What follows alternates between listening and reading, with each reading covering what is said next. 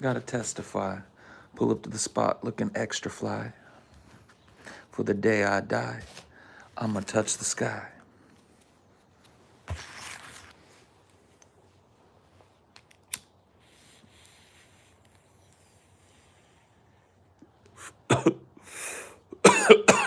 wait a minute.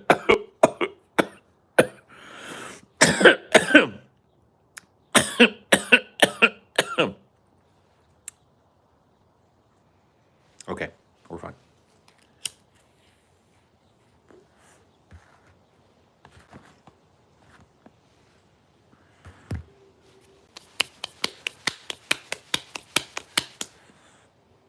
Welcome back, yeah.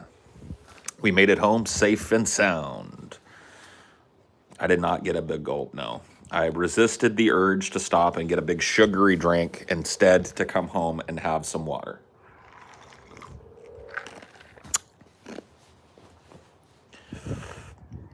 Which is delicious, I must say.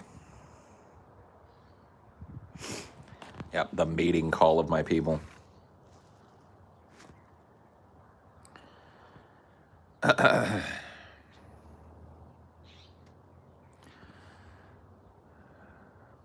Why do you hate Vosh so much when he does way more to organize workers to join unions and inform an audience of 300K about the IWW? And IWW leader explain how to organize a workplace. Yeah, that's great that he interviewed an IWW organizer. I don't think that it's a bad thing. However, I do think that it's necessary to point out that the IWW has existed for fucking like 60 years and we still don't have an international union.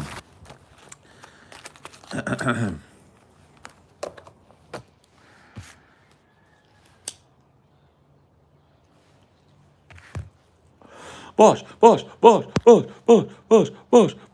do you hate Boss? Why do you hate Boss? Boss do more than you. Boss do more than you. Boss do more. Boss have more. Boss do. Fucking shut up.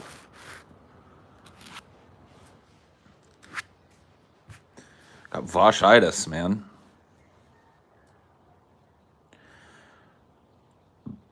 So we shouldn't even try at all then. Did I say that?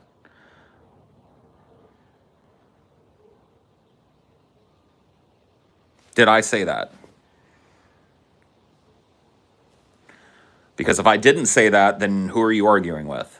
I'll wait. I don't want you banned. I'm gonna nail you. Come on. Quote me. Sit around, do nothing. Quote me. Come on. Give it to me. Where are you at? Why are you typing so slow?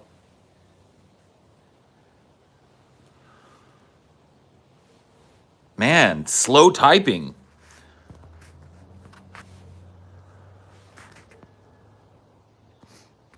Where's he at? Come on. Who are you arguing against, kid? Because it ain't me.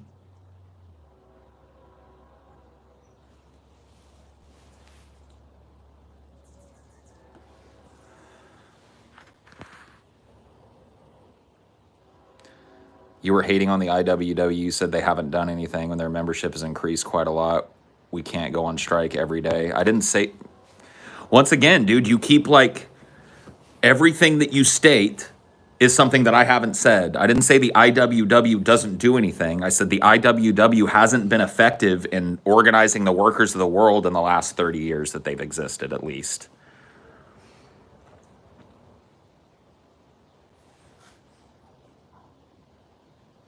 Where you at, kid?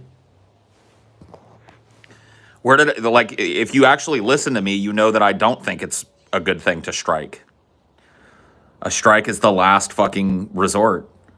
You can't strike unless you've got fucking support. Is the IWW going to come out of its coffers and provide strike pay for a national workers' strike? I don't think they are.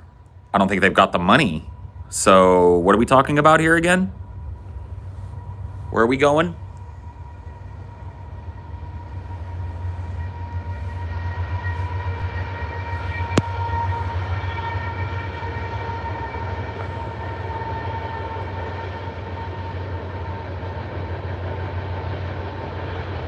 They offer pay for groceries for people on strike line and babysitting.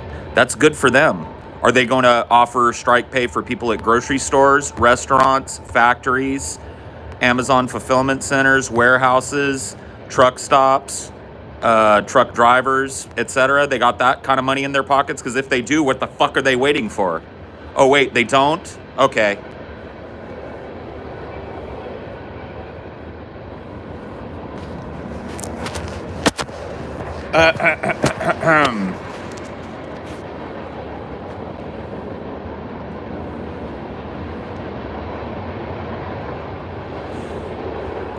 I swear to God, every time a train goes by, some moron says, like, you live next to an airport. Have you ever heard a fucking plane? Have you ever been within a mile of an airport before?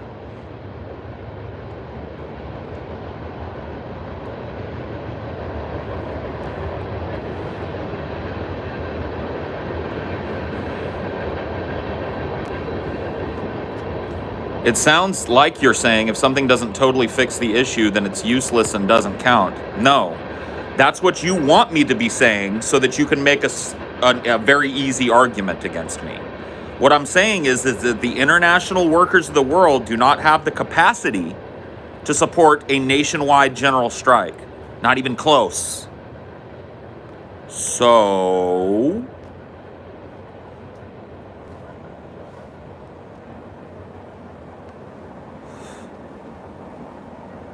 I feel like a freight train and an airplane are pretty English. Yeah.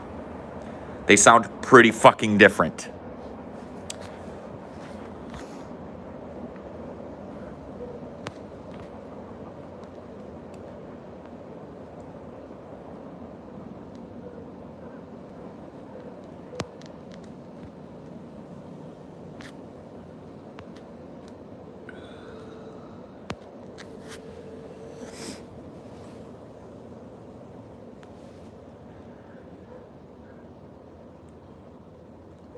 Insert 4 quarters to continue. You are, though. So you're telling me what I'm saying, even though I'm saying very plainly what I'm saying. So I'm saying something that you think that I'm saying, not because I said it, but because you want me to say it so that you can continue to make a stupid argument against me.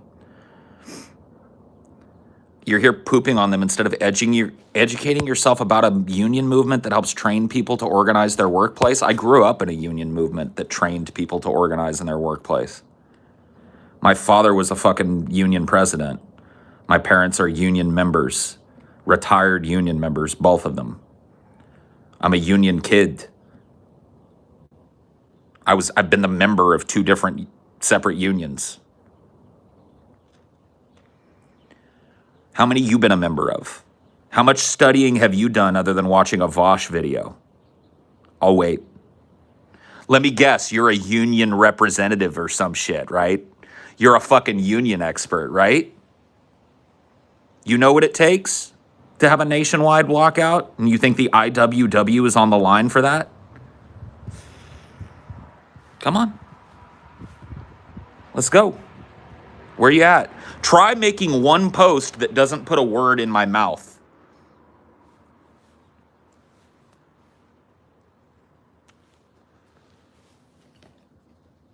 Try making one post that actually argues something that I'm saying and not something that you wish I was saying so that you could easily dismiss me, but because you watched a Vosh video.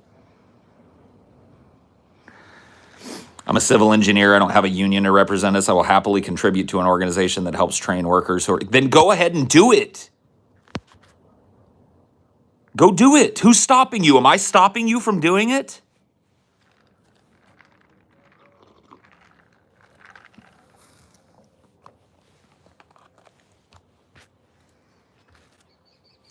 Go do it, bro. I'm glad you take all your fucking social cues from YouTubers. Yeah, keep doing that. That'll work out for you. I'm sure the IWW will take your donation and turn it into a fucking million-man strike pay.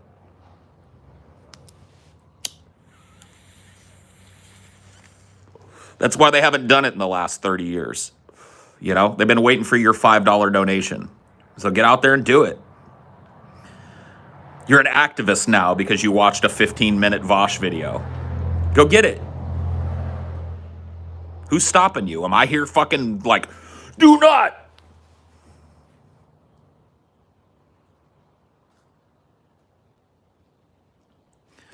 I figured someone who talks a lot about an international union, yet talks about one that's building towards your goal, you're negative about it. I'm not negative about it. I'm slightly negative about the IWW because I've been approached by them before. And I was approached by them with a pamphlet that had a bunch of Marxist shit in it. And if we're going to organize all of the workers or 75% of the workers of the United States, we need to pull Marxism, socialism, all the red shit out of our fucking thing. Now, maybe the IWW has wised up to that. But the last time I was approached with a pamphlet by somebody from the IWW, it had quotes from fucking Karl Marx in it. That's a non-starter down south. You hand somebody a pamphlet with a hammer and sickle on it or some shit, it's done.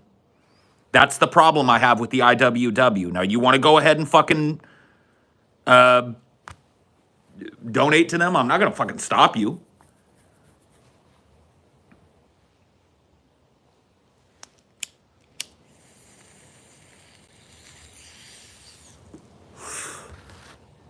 I agree. I think you should just watch the video. They talked about it. The red aesthetic is cringe. Good. It's not even cringe. It just has to go because it's a non-starter for about 50% of this fucking country. You quote Karl Marx at somebody, their brain goes, and they don't want to hear it. So the IWW needs to be working on unaffiliating themselves with Marxist organizations.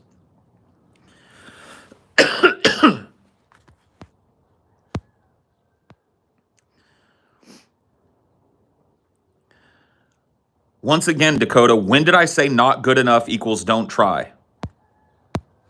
I want to quote because I feel like you're arguing with somebody who you really want to be arguing with, but you're actually arguing with somebody who knows something about unions and the IWW.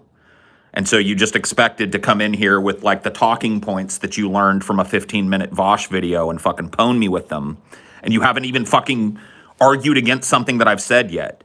Every one of your fucking posts contains something that I didn't say. Not good enough, don't try. When did I say that? Most of these pro-communist people don't even have a job and live with their parents. True.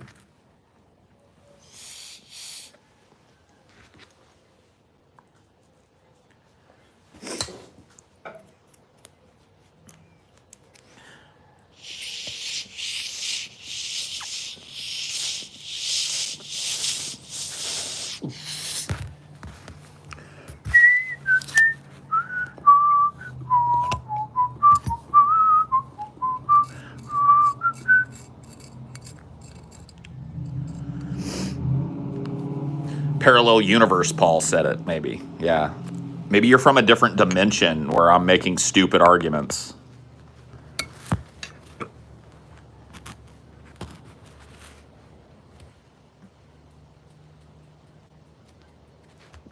You need to adapt your language to your audience. Communism, socialism, still dirty words in the South. Yes, and we need the South. We need every fucking worker we can get our hands on to make this movement work.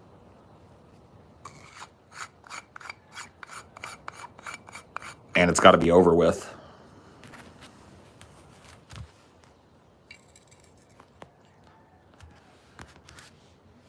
It's opposite day where he's at. Oh, okay. I got it.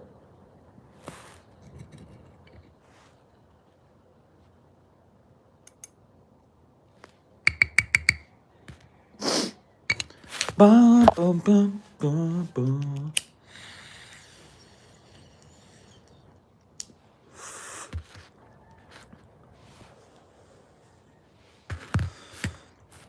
Leftists are never going to make inroads with people on the right that they need to make inroads with in order to make a fucking workers' revolution happen if they're waving fucking, Marxism around in everybody's face. Quoting Marx, quoting Engels, quoting Lenin, quoting Mao. These are non-starters. Non-starters in the South.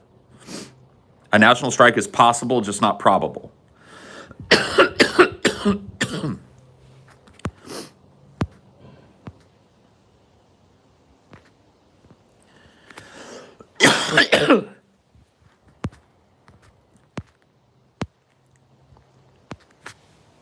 leftists are never going to make inroads with people in the South, period.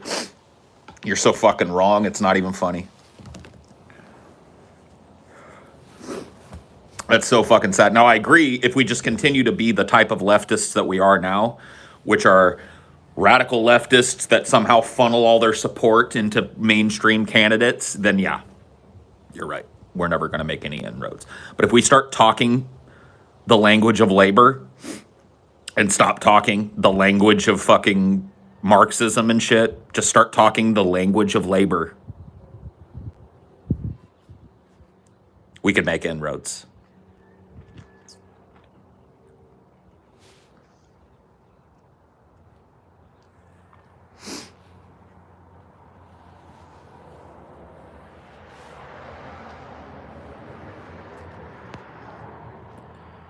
Paul, what about Vosh do you find so threatening? Things like some kind of depressed insecurity. What are you fucking talking about, dude? Did I bring up Vosh today?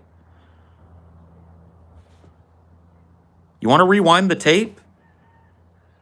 So when people come in here and ask me dumb fucking questions about Vosh and then I answer them, that's me being threatened by Vosh? I didn't, actually. You can go ahead and there's a thing called DVR and you can watch somebody like within the first 30 seconds. Like 3 minutes ago, we've been talking about him for fucking 20 minutes. Dumb fuck. Knock, knock. You okay?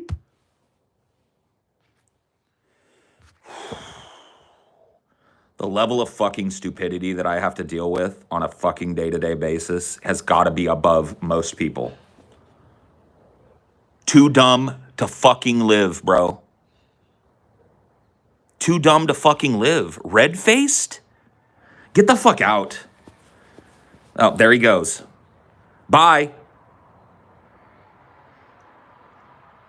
See you in 5 seconds on your next alt.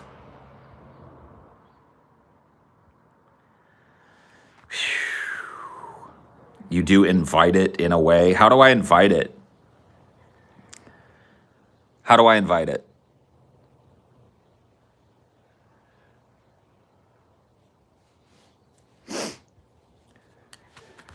Paul, how do you respond when someone says, since you don't have a real job, you can't lead a labor movement? I worked manual labor jobs and front-facing customer service jobs, 99% ununionized for almost 20 years.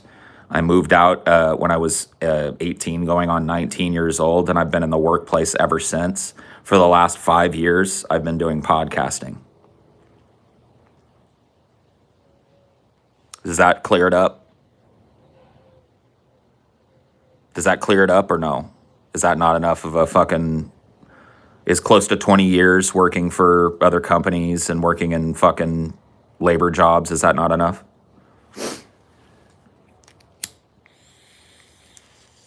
How about growing up with a union president father and attending union meetings almost every week? How about watching labor in action and then participating in labor for 20 years?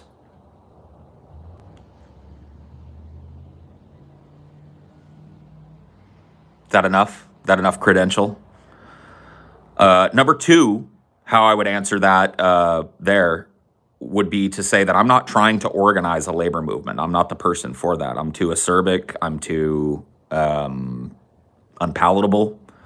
I'm not the guy to lead your labor movement. If a labor movement starts, you know what I will be useful for? Whipping up a crowd of fucking workers that need a morale boost. Reminding them why they're there, reminding them why what they're doing is the most important fucking thing that any human being is doing anywhere in the world. I would be good at whipping up a crowd of fucking protesters who were feeling downhearted about not getting the concessions that they needed to. I would be good at that. I'm not good at the organizing element of things. I'm too, I just know myself. I'm abrasive. You can't be an abrasive person and hope to get that type of work done. Sorry, Paul, I didn't mean to start this feeding frenzy piling up on you, but I just think that an organization that has classes to organize labor with non-leftists without bringing up communism is a good start. It is a good start. I never said it wasn't, and I'm happy that it's happening. I think it needs to happen on a national scale, and I don't trust that the IWW has the proper structure to create a movement that like the one that we need. I happen to think that we need a new national labor movement, not based on any existent labor structure, a brand new national labor movement from the ground up, taking into account the modern state of things. That's what I believe. That doesn't mean that I want to defund the IWW or that I find myself aligned against them or that I'm going to try and stand in front of people supporting them. No.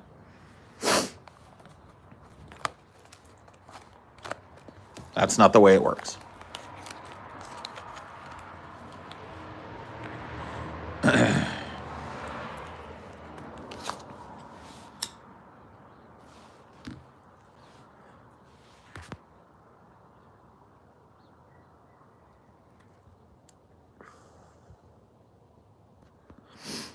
If this union movement gets any traction, we're going to see large-scale weaponized concern trolling from the media. Absolutely. See, that's why solidarity is so important, because we will be attacked from every angle, not just the authorities, but the media, non-unionized workers. The people that work themselves will be our enemies at the beginning of this labor movement and all throughout it. When I say 75%, that's a rough number of people that I think we need to affect real and lasting change with a labor movement. We need to be able to threaten a 75% or 70% worker walkout in this country. Whether we actually have to do it or not, or whether the threat of it is enough, I don't know. But we need to be in a position where we could fund that. And we're nowhere even fucking minutely close to it.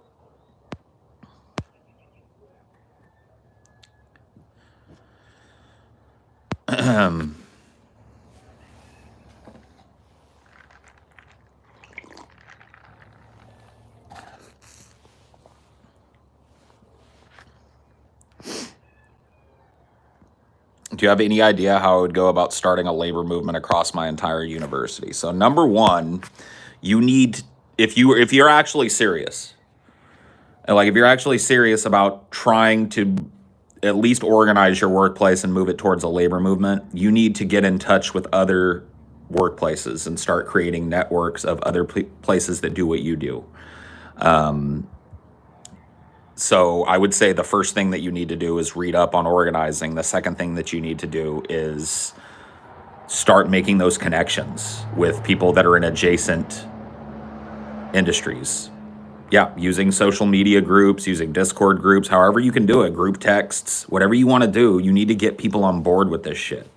You have the ability to walk into these other stores, talk to these people, fucking call these people up if they're in the same kind of company that you're working for. You need to get a blanket group of people that are interested in it. And that's the first part of organizing. It's not just your factory. It's you've got to reach out to adjacent fucking things. So yeah, you work for the arena in your university, so there's tons of those. You need to start connecting them. You need to start working on connecting the workers that work at all of these. Or at least the ones that are closest to you.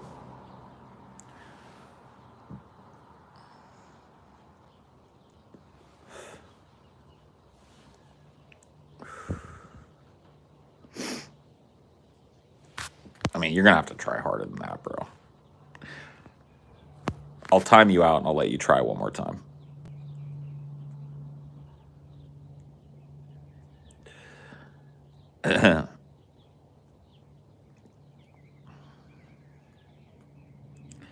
If you have 3 socialists at your work, you can spread your ideals pretty quickly. See, this is where the national labor movement that I advocate for comes in, bro. We have to force this. We cannot rely on people to just do this, because not enough will. We have to create an organization that is collecting dues so that we can pay agents. I need to look up the name for this. There's a name for this in the union. It's an old word that I remember my mom using, but I cannot fucking for the life of me remember it.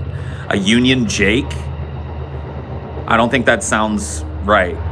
There's like a name that's used for people who are hired by a union organization to go and work at a factory and start slowly but surely feeling that factory out, picking out labor leaders, bringing people in, and start organizing that factory. So we need that. There's a name for it. Is it Jimmy?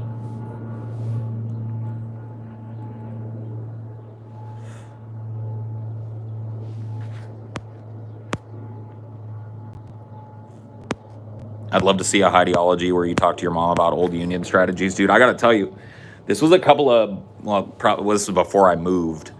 It was right, like, maybe like a couple of weeks after I did that big labor and solidarity stream, post my discussion with Vosh. And I had this long conversation with my mom, and it was really illuminating. One of the most amazing things that I learned that I guess I had not picked up as a child, or that I had forgotten about the labor movement, was the inherent non-adversarial nature towards the company. Like, I talked to my mom about this, and she said, we wanted that factory to run so fucking clean. She said we cared, because the output of that factory meant that the next time our fucking contract was up, we could point at it and say, look how much productivity we've increased for you. So there was this intrinsic tie to the quality of the work in a union that I'd forgotten about. And that's something that, like, is very important, because that's how you can sell a labor movement up the fucking food chain. You know what I mean? Like, the people under that labor movement gave a fuck. The people that worked at my mom's unionized glass factory gave a fuck about the product that they put out, because if they put out shit product, then they look like shit at the end of the quarter, and their contract negotiation doesn't go well, because how do you ask for more when you've given less? That was one of the most important things that I talked to her about. And it definitely reoriented my mind into how labor works. It's not about being an adversary of the factory. It's not about fighting tooth and nail and doing everything you can to obstruct the factory. It's about making that factory shine like you could eat a chicken dinner off of it, and run like a goddamn fucking well-oiled machine all day, every day, no matter what.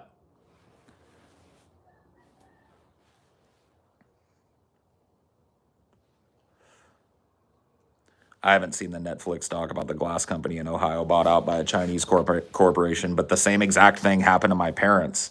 My parents' factory was bought out by a French company named Saint Gobain. And in fact, if you own a newer car, you might see Saint Gobain safety glass on your car. But Saint Gobain is a major French-owned company that has over the years, been buying up glass manufacturing in the United States. And so when that company buyout happened, it was a huge upheaval in the union. Not Saint Cobain, Saint Gobain.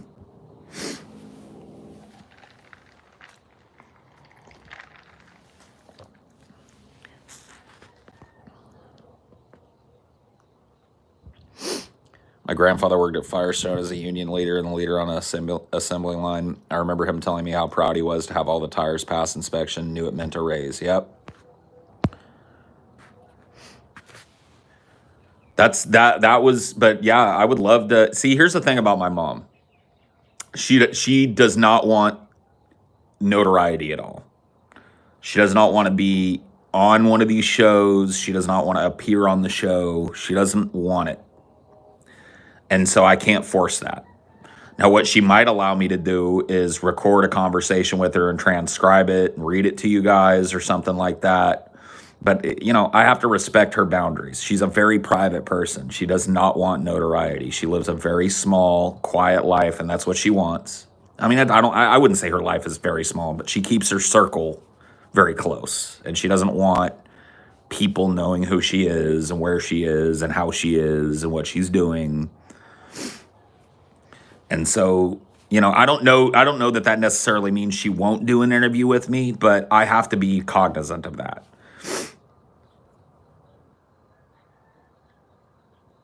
We already do. I mean, no, you don't. What's her name?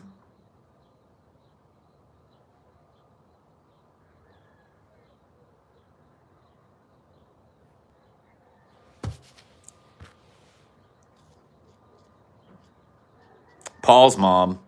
Go and clean your room, Paul's mom. Here's the fucking broom, Paul's mom.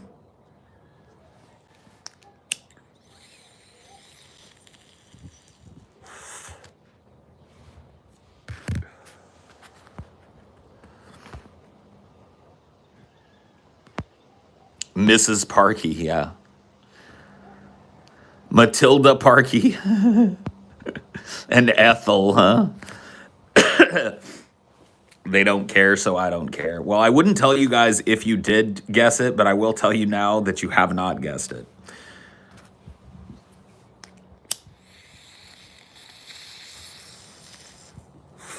Yep, you got it, Sketchman. Her name is Mama. Carry on my wayward son. Dude, that would be weird. That would be weird. Paula Parkey and Paul Parkey and Paul Parkey Jr. Mama, I'm coming home.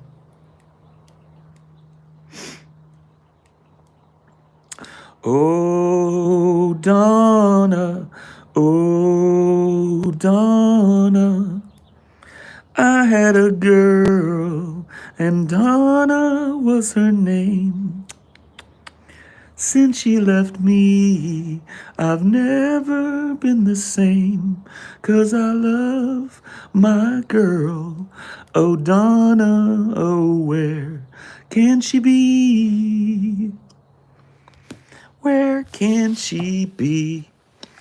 Oh, Donna. That's a pretty song. Richie Valens.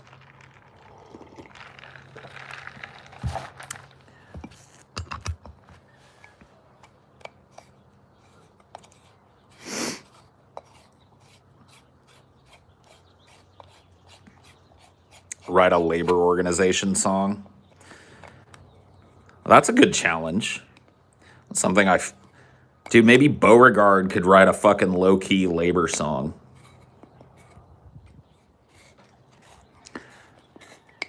Up until now, Beauregard has been about trap. But maybe Beauregard needs to be about the fucking working person.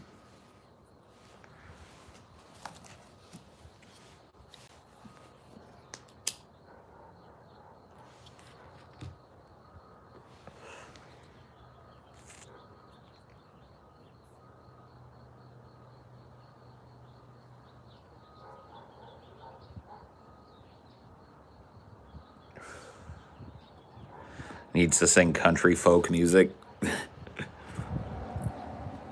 Would that fit with his rap persona, though? Who knows what his rap persona is at this point?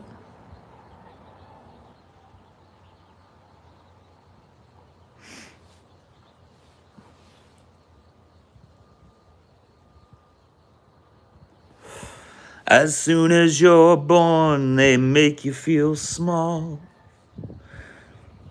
by giving you no time instead of it all.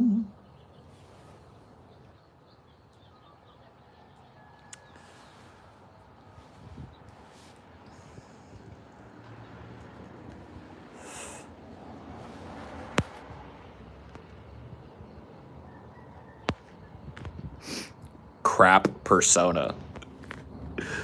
Ooh. Pete Seeger had some real nice Union songs. Yes, he did.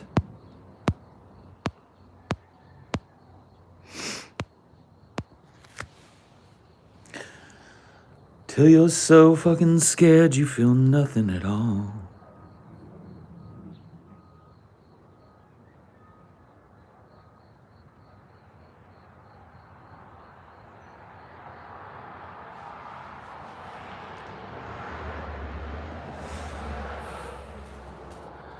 A working class hero is something to be.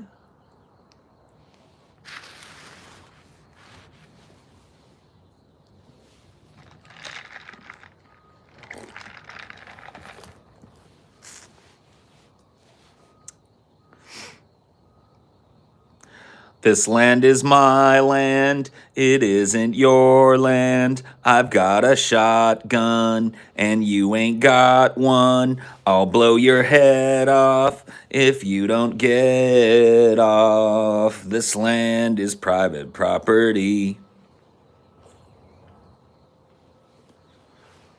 That's a song I learned when I was a kid.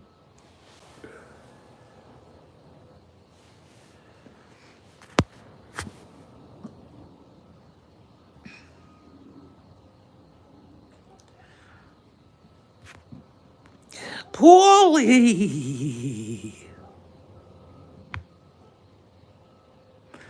If John Lennon was alive, he would either be writing like incredibly incisive bangers against the fucking status quo, or he would just be so sick of it that he disappeared, pulled a Brando, you know?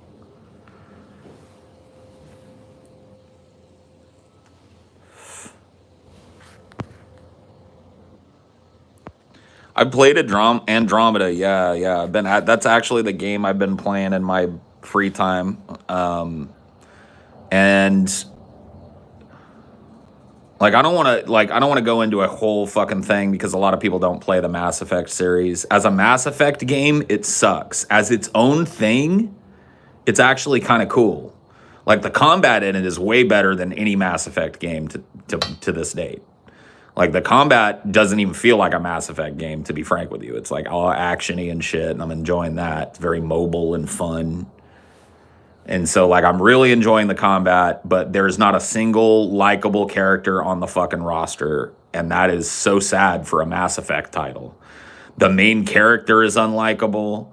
The fucking a sorry rebel chick that you get is unlikable and lame. The fucking Krogan is unlikable. How did they make the Krogan unlikable? I don't know. The Krogan is pretty fucking cool in most of these games. He's unlikable.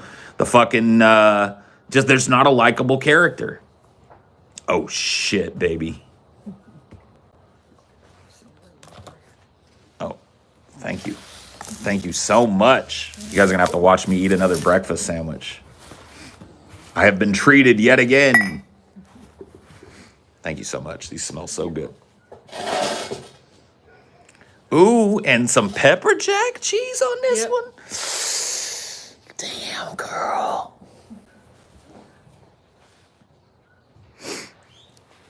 How was your wife's doctor's appointment routine?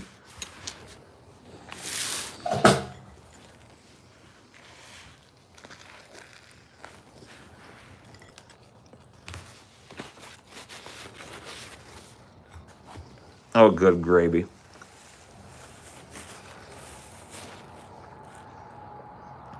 Oh.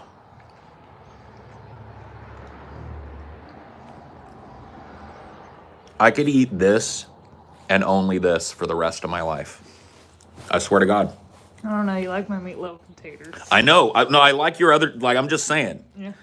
If something happened and all we could eat is this, Yeah. I'd be fine with it. Yeah. Fuck me, man. Let me take you guys in on this, Sammy. While we're mukbanging, look at that shit. Bacon, eggs, a nice piece of fucking pepper jack cheese, toasted bread. Jesus fucking Christ. Lua. Cholula.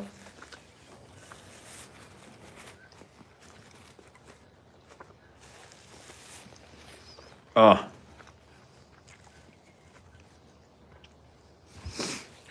Goddamn, little Zanny's a man. She's enabling me. Dude, I've been slowly but surely dropping weight. Doodly. For like a year. So she's enabling me to lose weight. If anything. I've been eating at home a lot more. Yep. I mean, I'm not going to lie. We still order out, but we eat at home a lot.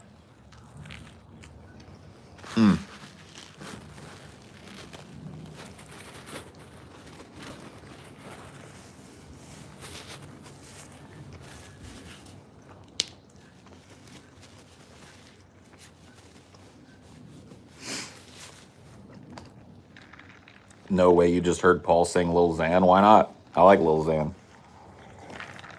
Well, some of his shit. He released a song not that long ago, like probably a year ago. Like he dropped some real shitty songs. And then he released a song. I can't remember it. I'd have to go look it up, but it was really good. Like it felt like he was back on point for a minute.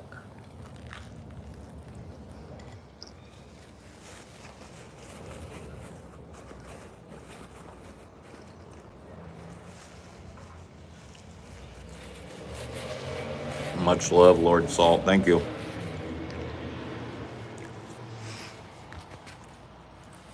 Why is it funny that I like Lil Xan? I also like Lil Pump. I like a lot of the Lils now. I like Lil Baby, and I also like Da Baby. I like both of the babies. I like I like Lil Wayne. I don't know what Lil Wayne's really adding anymore, but I like Lil Uzi. What about Jack Harlow? What's poppin'? Brand new whip, just hopped in. I got options. Spending this holiday locked in.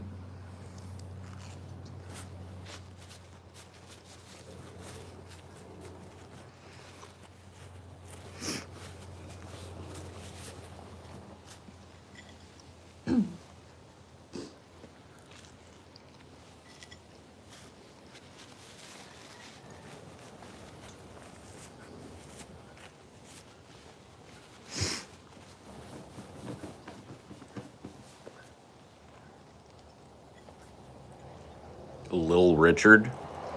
Is there a Lil Richard, dude?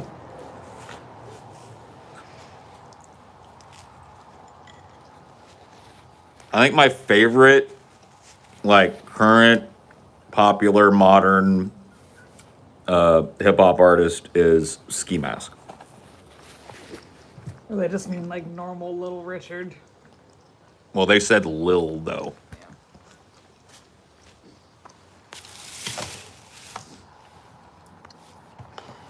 Ski Mask, the Slump God, dude.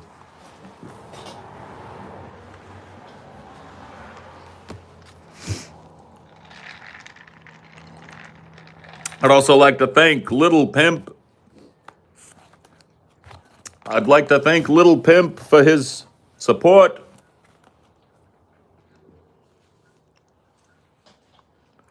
That was a little Bernie-ish. I know. I can't do a Trump. I don't have it. But that's how I imagine Bernie would say it, too, if he was thanking Little Pump. Ladies and gentlemen, I would like to thank Little Pimp for his support tonight. I love his music. Skeet, skeet. Let's get it. You know?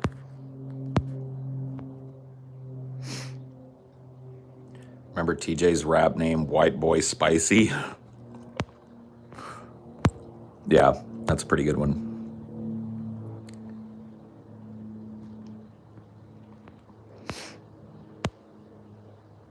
Dude, a lot of the new rap is catchy. I don't care if people hate it. Some of it is straight up fire. You're right. You are absolutely right.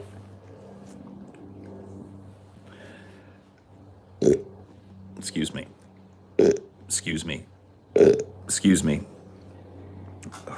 I don't know why that was a 3-parter, but there it was. That one had to come out in 3 installments.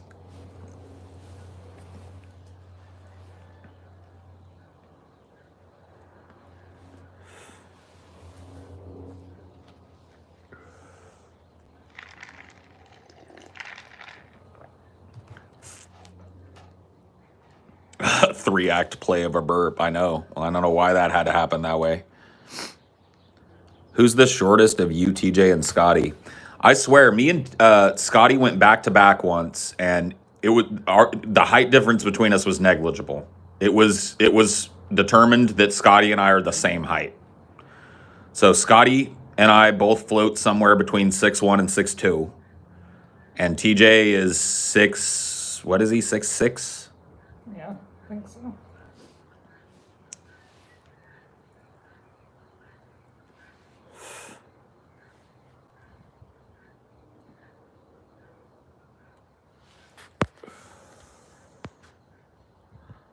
Who would win in arm wrestling? Not me.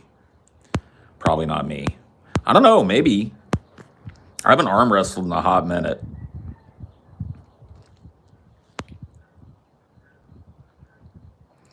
You're 5'6", life sucks. Why? Dude, I see short dudes slamming puss and butthole and both. Short dudes fucking like, it's never been better to be a short twinkie dude.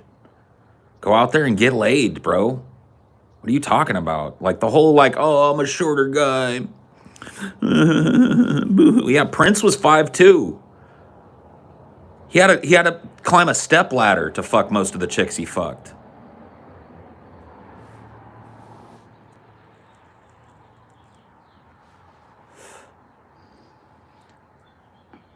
Yeah, 5'6" isn't even like short. 5'6" is a little above average height.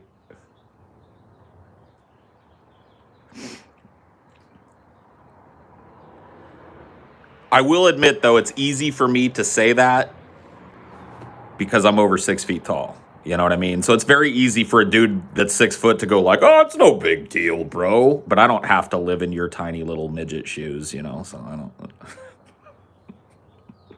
I'm kidding. That was just a joke. I was just poking fun.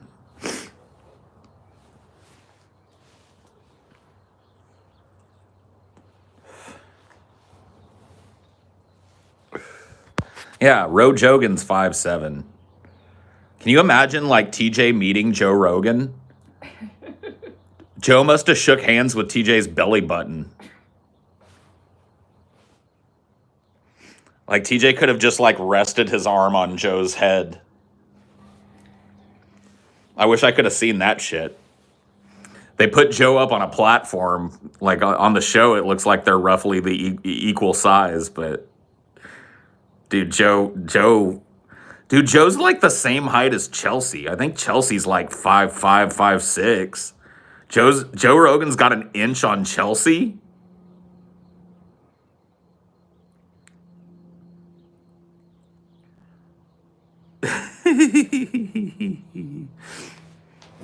When you're a tall person, it's not often you meet someone that towers over you. I assume it's very intimidating for short people. Like I said, the first time I met TJ, there was an intimidation factor because I knew he was tall, but I didn't know. You don't really know how tall TJ is till you see TJ, and then you're like, oh, fuck, he's a big gangly fuck, isn't he? So it is rare for a dude that's 6 foot, 6'1" like me, you know, to fucking meet a dude that's just like head and shoulders like, hey, little guy.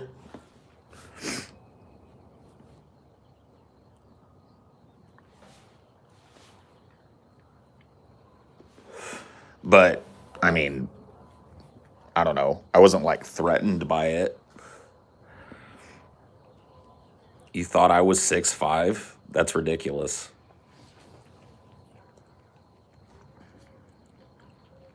Imagine TJ doing a belly flop on you. No, thank you.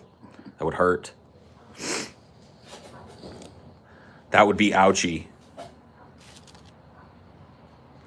Thank you so much for those sandwiches, baby. Do you want anything else to drink? Do you want me to get you an OJ or something? Sure. Well, no, I'm actually fine. I got a big glass of water here. Thank you, though. Oh, you got everything? Yeah. I'm 5'9". Where do you stand? About knee high to a grasshopper, son. That's where you stand. You're 10'10"? Holy shit. Are you an elder god?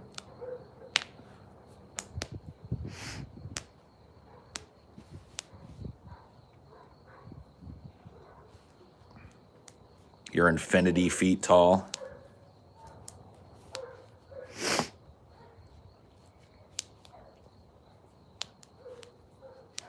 Better chat quality today? I mean, I guess so, yeah. I've been having a little bit of fun today, honestly.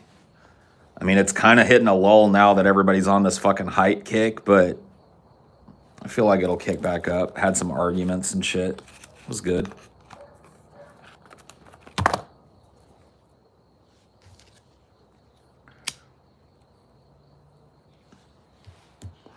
I'm infinity feet tall and everything proof. You can't kill me. I'm infinity feet tall and everything poof. Dude, I used to have a kid that will pull that shit.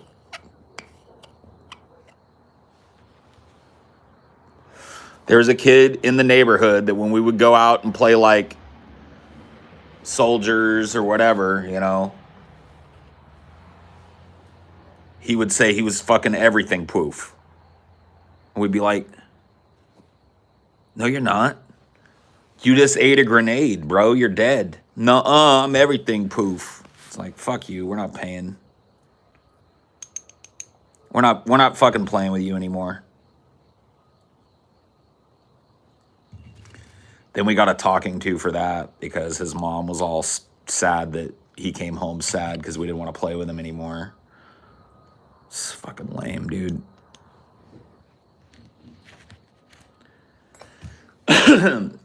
Most of my buddies were not that way. Like, you'd get, you know, they got you, they got you. If you got them, you got them. You know what I mean?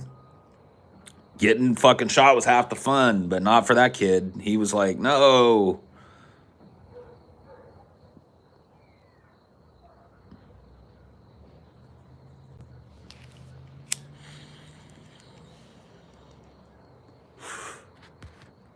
It was the Twampet kid, yeah. The very same. When are we going to see a desktop stream again with TJ? I don't know. You tell me, bro. Get timed, bro. Yeah, the urgency of that message got you timed. It didn't need like fucking 15 fucking question marks, bro.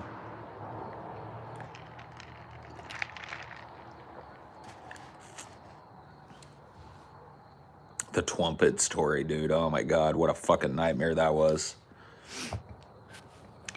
Whew, man.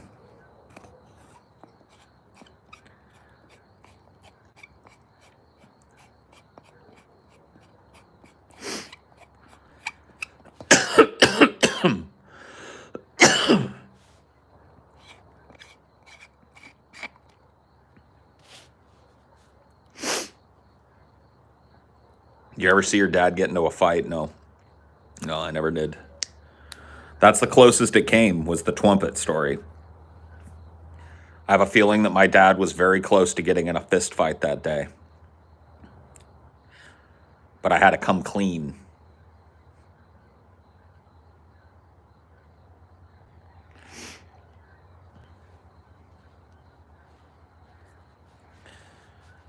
Poor kids that had the Elmer Fudd impediment. You were at the clinic earlier. Is it anything serious? I hope you're doing well. What? What the fuck are you talking about, bro?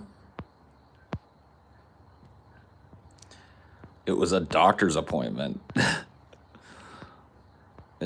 Jesus. Who broke P-Way's trumpet? Thanks, Lord Zod, for the pretty pine trees.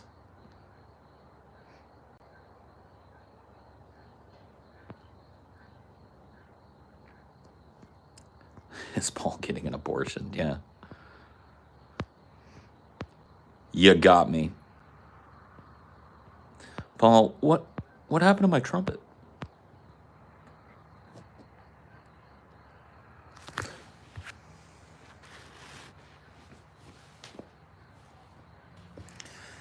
Oof.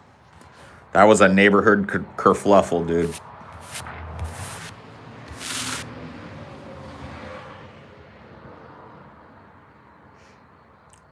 It's acceptable if it's a flugelhorn. Well, no, this was my dad's trumpet. So you have to understand, dude, my dad prized this fucking trumpet above all things, above me. This trumpet was a symbol of him breaking out of the poverty that he grew up in. and making some, like buying something on his own. It was the first thing that he ever purchased for himself.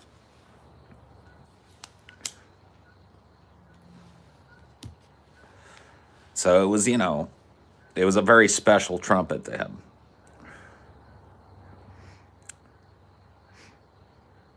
Your stories need to be professionally animated. I don't know how much it would add these days.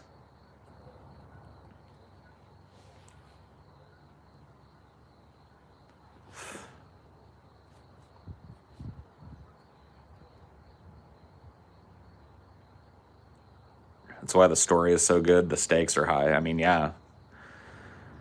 You know, he trusted me. He had sat me down because I'd started to get into school band and I was playing on the school trumpet. And he said, you know, I've got a trumpet. And you can take my trumpet. And I knew how much he loved that fucking trumpet and how cool his trumpet was. It was a very old, well-kept trumpet. It was very cool. And he was like, you know, you can take my trumpet. I was like, really? Like, yeah, but, you know, and he gave me the whole fucking spiel. This is a very special trumpet to your father.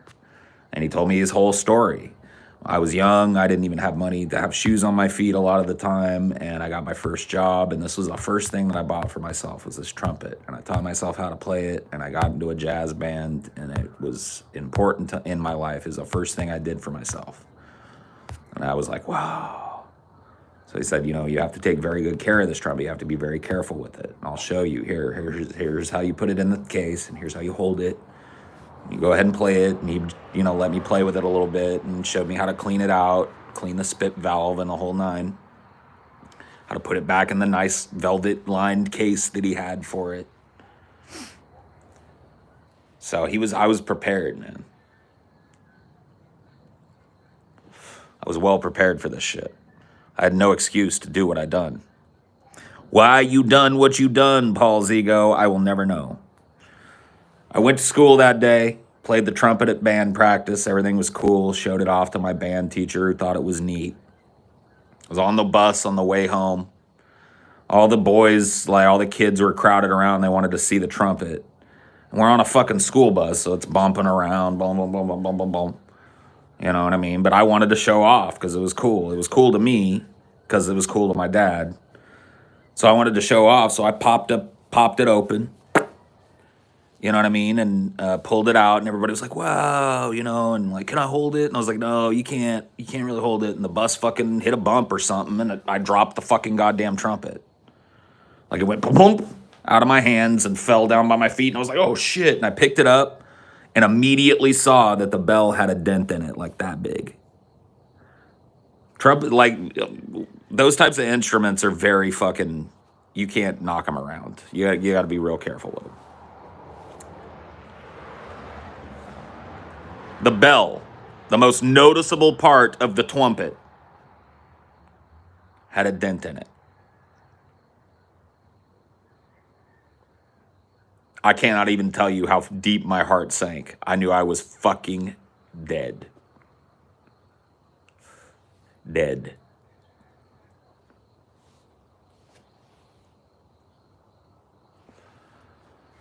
As it turned out, the way that the trumpet fit into the case was the dent down. So I just thought, oh, he'll never notice. I'll just put it back like this. He'll never notice. So I put it in the thing, and you couldn't see the dent. Took it home. I shit you not, like an hour later, my dad walks into the room. And see, my dad was not a rager. My dad was a scarier type of angry dude.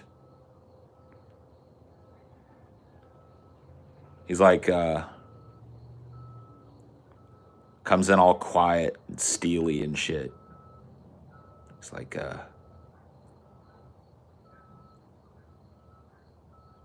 what happened to my trumpet? And I was just like, and I just couldn't say I dropped it. I couldn't say it. And so my mind went through the Rolodex of people in my head that I could blame it on. And it landed on Mr. Everything Proof. He was one of my next door neighbors. He was an asshole. And so in my mind, I concocted a fucking story I was like, fucking, he did it. I was showing the people the trumpet on the bus, and then he grabbed it from me, and I tried to grab it back, and he dropped it, and I'm so sorry. But he was like, it's okay. I wish you would have told me about it, but it's okay. Let's go have a talk. Come with me. And I was like, oh, fuck.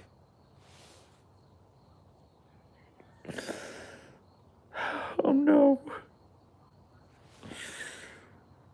So we start walking with the trumpet. My dad's carrying the trumpet in one hand in the box, and my hand in his other hand, and we cross the street over to this kid's house.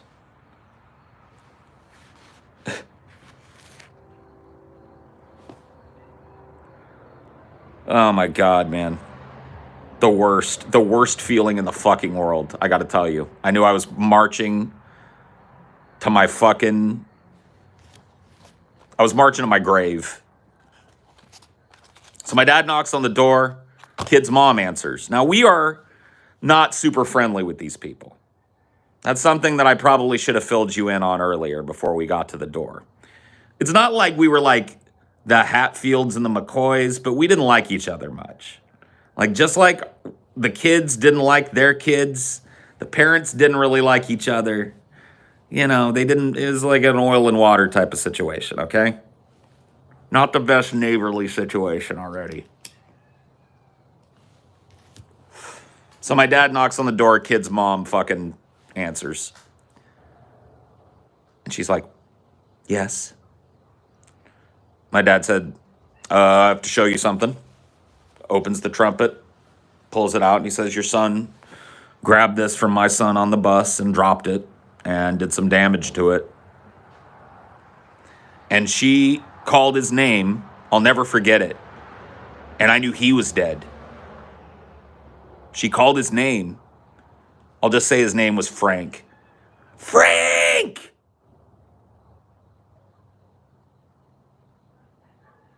And he came like running down the stairs in his house. He's like, what? Did you drop this trumpet? He was like, what? He dropped a trumpet. And I was like, nuh-uh, you grabbed it from me and it dropped. He was like, what? I could see in his eyes the betrayal. You know what I mean? Because he knew, and I knew what had gone down. But I sat there on the fucking porch and I was like, it was you. You grabbed the trumpet. And I could see it in his eyes. He was like, what? And his mom literally grabbed him and started beating his ass. Like spanking his ass. And he starts crying. She's like, you go upstairs. You go upstairs. I can't believe you damaged his trumpet. You didn't do it. He runs upstairs and I'm like, oh, fuck. Oh, God. Right about this point, I hear the sound of horse hooves. I lived out in the fucking middle of nowhere, and we had a horse, and so did this family. And on the horse was the patriarch of the family, riding his fucking horse.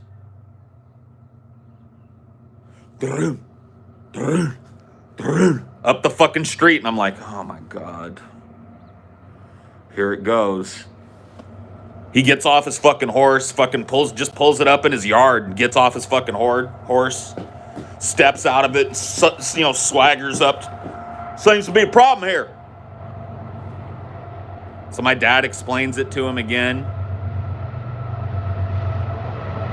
And he had a very different reaction than the mom did. He was like, well, does Frank said that he did it? Did he fess up to it? My dad was like, no, he said that he didn't do it. And he said, well, who's to say who did it then? It's his word, my son's word against your word. Or against your son's word. So what do you want me to do about it? You know, it started to escalate. And so my dad said, give me a minute with my son, and pulled me off to the side. And this dude just stood there, like on the porch. We walked a little bit down their driveway. My dad pulled me aside and he knelt down and got on my level. And he was like,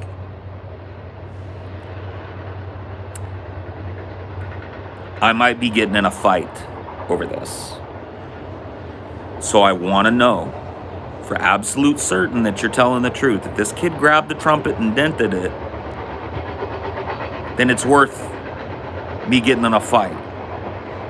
But if you did it, you need to tell me right now. You won't be in trouble.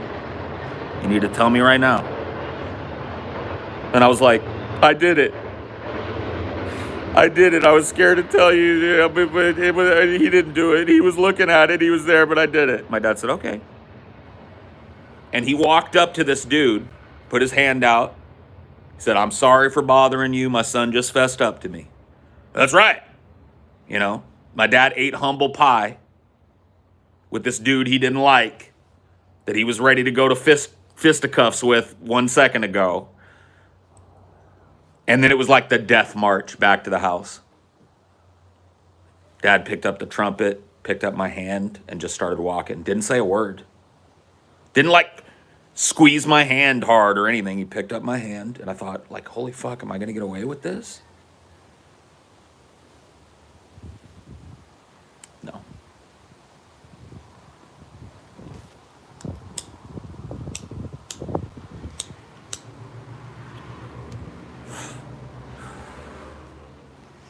Nope. I got the ass beaten of my life. It was easily the worst that I was ever beaten.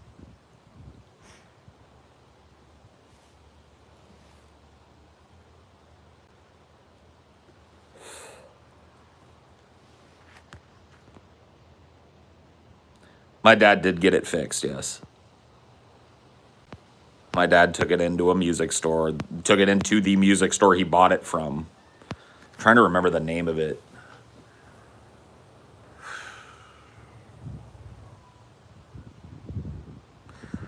There's a little music store in my hometown.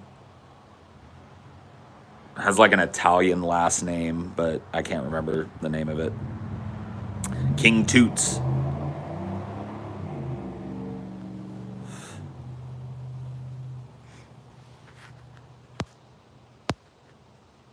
Your dad beat you over a trumpet, or was it for lying? It was for the whole fucking thing. I don't think I got beaten for the trumpet so much as for lying to him and forcing him to go over there and confront somebody else with a lie and then almost come to blows with somebody and then have me fess up at the last second. That's why. Now, I'm not saying it was justified that he beat me.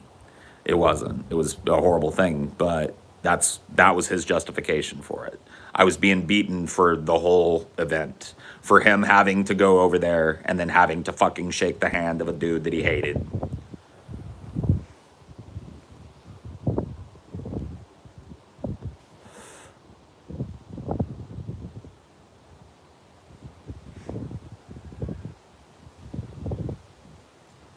My dad is, I don't know that my dad is a psycho. I don't know.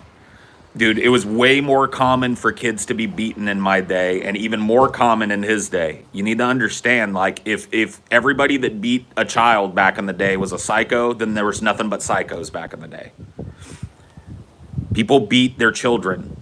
My dad was beat way worse than I was. His father was an abusive, shitty drunk that used to beat and abuse him and his sisters and his brothers and his mother. And so it's almost passed down generationally, that type of shit. And it was way more acceptable when I was a child. There was not this taboo against parental corporal punishment that there started to be in the 90s and especially in the 2000s and on.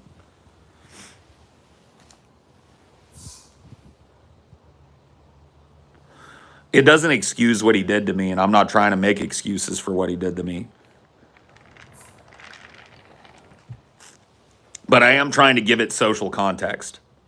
It was not uncommon for I just told you in the middle of that story that the kid's mom beat his ass on his way up the stairs. You know what I mean? Not as bad as I got it. But that was just that was the first thing you got when you fucked up as a kid, you know, especially if you fucked up big. It wasn't like every little thing I did, I got beat. You know, I'm not trying to claim that, but I was beaten a number of times as a child. Usually for lying Like lying seemed to be the one that got me it. Interestingly enough, I was beaten a number of times for probably the same thing, so it really didn't do a very good job. I got grounded a lot more than I was beaten. I had shit taken away from me a lot. Like, I had a stereo that I really loved, and my parents would just pack that shit up while I was at school if I was in trouble. And there would just be wires dangling. And I'd know, I wouldn't even ask. You know, I had to earn it back. Like that, my parents had that kind of a structure, but woven into it was there's a certain level of infraction where your ass gets beat. I remember my dad and I having this tense conversation when I was like 14, maybe. I had a growth spurt. Like my freshman year of high school, I was pretty short. I was probably like, well, short for me. I was probably like 5'9" or 5'8" going in. And by the time my sophomore year was over, I was 6 feet tall. And my dad is 6 feet tall. And so I was a sophomore. How old are you as a sophomore? 14, right? Or 15. Maybe? 14, 15, right. I was around that age with them, and we were driving back, and I was in trouble for something. And my dad was talking about the punishment or whatever that I was going to go through, how I was going to be grounded or whatever it was. I can't even remember what I'd done, but I'd done something. And I clapped back at him. We were in the car driving back from somewhere, and I'd done something to get in trouble. And I clapped back at him with, I guess it kind of sucks that you can't just beat my ass like you used to be able to, huh? And he got real quiet, and he was like, you think I couldn't still beat your ass? And I was like, you haven't tried it out in a couple years, I've noticed. And that was all that was said between us. I just got grounded. That was, it was a very tense moment in my childhood.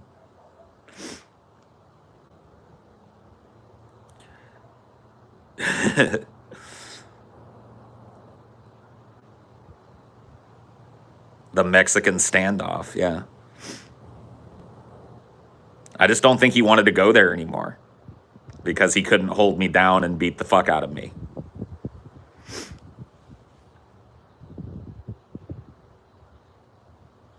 You thought it was going to end with an ass beating? By that time, I was at least as big as my dad and at least as strong as my dad. I was a young buck, full of piss and vinegar, man. My dad got whooped, and he knew it. Otherwise, he would have came at me with the fucking belt when we got home, and we would have saw what would have happened. I'd have taken it away from his fucking ass and whipped him with it. He knew it. I reached a point where I was, just wasn't going to happen. Like, I'm not a fighting type of person, but I don't take physical abuse from people. I'll take pretty much any kind of verbal shit a person will sling at me. I'm never going to throw the first punch because of words. But I don't stand by and get beat on. Maybe I learned that from my dad. Maybe that was the big lesson.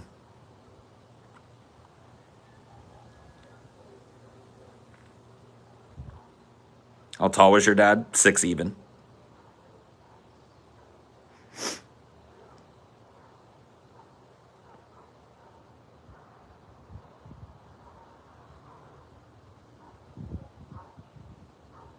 Someone physically or verbally threatens me, I get violent. If someone physically threatens me, that's the only way I'd get violent. Somebody can verbally threaten me all day, I know that people that talk about fighting are typically not the people that are going to come at you and throw a punch. I know the difference between a verbal threat and a non-verbal threat. But that's because I grew up around a bunch of fucking hotheads. Hotheads that a lot of them didn't do much. You know what I mean? When it came down to it, they liked to tell people they were going to beat their ass, but when it came to the showdown, they weren't there. The badasses that I've met in my life, the genuine people that'll beat you into the fucking ground that I know in my personal life, are not boisterous about it. They're not the type of people that'll be like, I'll beat your ass. They're just the person that if it comes to that, literally treats you like a fucking cartoon coyote and just hits you on the head and drives you halfway into the ground. You know what I mean? Like, I know a couple of people like that, and they don't walk around going like, I can beat your fuck you, motherfucker. When you want to go? Anytime. No. They just fucking, they're just there. And if it comes to that, they just knock somebody the fuck out, and it's over. Because they don't need to boast, exactly. People that are very boisterous about, I'm going to kick your fucking ass, I'm going to kick your fucking ass, I'm going to kick your fucking ass. I have zero fear for those people. I'm sorry. Maybe they will, but those type of people, they inspire no fear for me. It's the quiet motherfuckers that scare me. It's the quiet motherfuckers that I keep my eyes on, because I'm going to beat your ass. I've never seen that precede an ass beating in real life.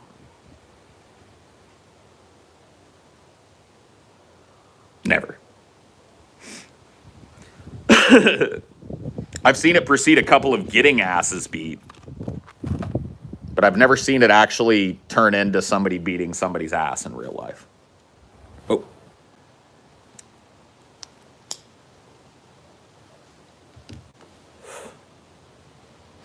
I'm way too old to fight. I think I always was. I never was a good fighter. I'm not even trying to claim I am. I've never really been in a fucking big squabble. Been involved in some, like breaking them up and shit. You're older than me? Yeah, well, whatever.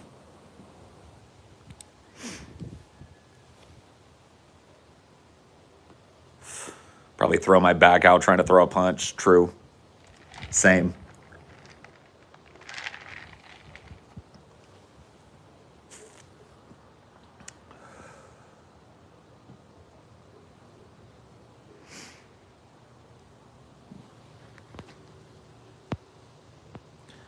You've only seen someone get knocked out once IRL. I've seen it a couple of times in my life, and it's always it's a shocking thing to see because it happens very quickly.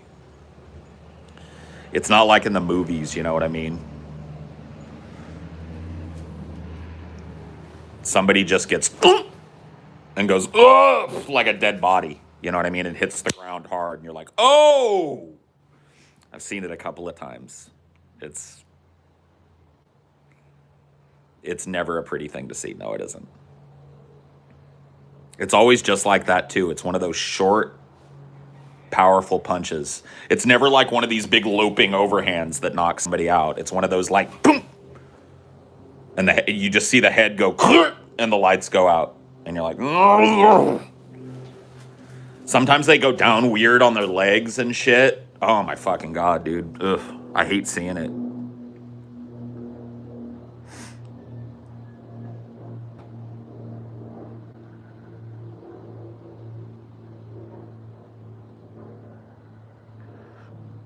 I did take martial arts as a kid. I took karate.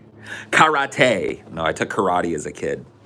From about 6 years old to, I want to say like 10, I took karate classes.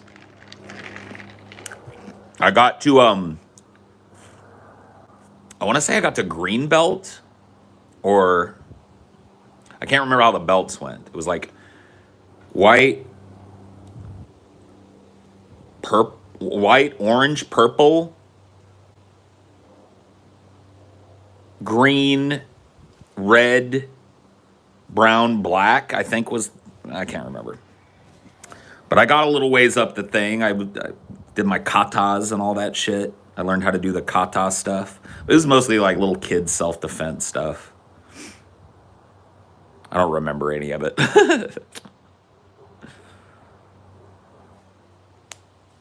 Belts are different at different dojos, yeah.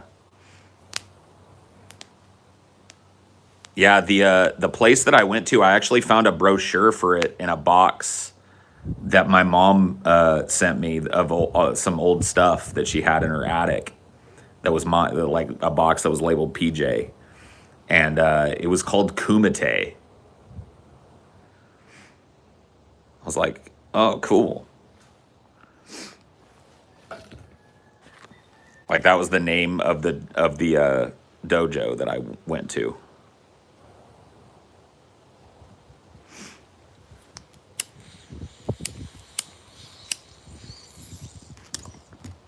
Wholesome. I know.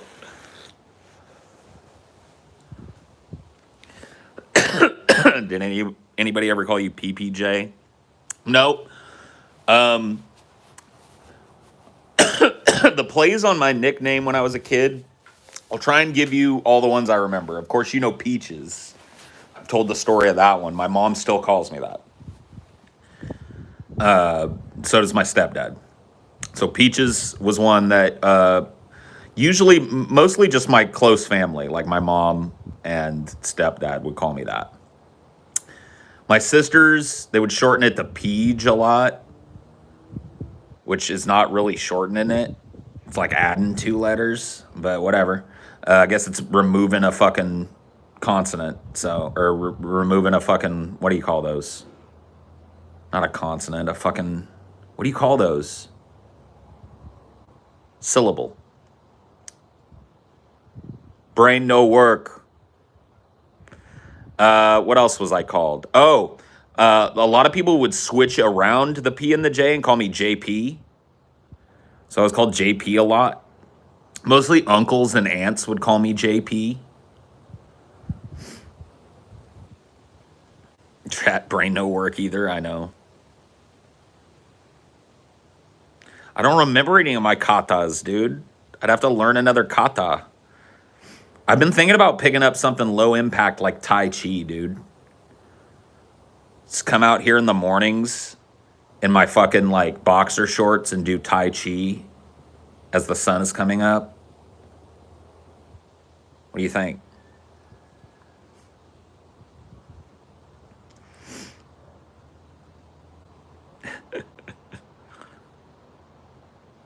A little bit of guided Tai Chi. Film it, dude. Tai Chi. I would pay another $5 a month for that footage. Like the cover of the Karate Kid with the sun in the background. Yeah. It's good for your body too, isn't it? Healthy? Like it's healthy to fucking do. Yeah, maybe I should do it. Falun Gong? No, dude, I'm not gonna do Falun Gong.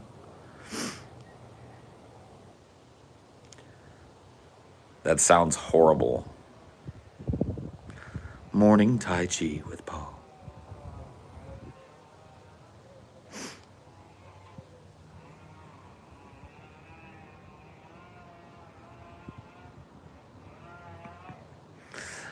All right, I think I'm going to end this. Thank you guys for chilling. I'll see you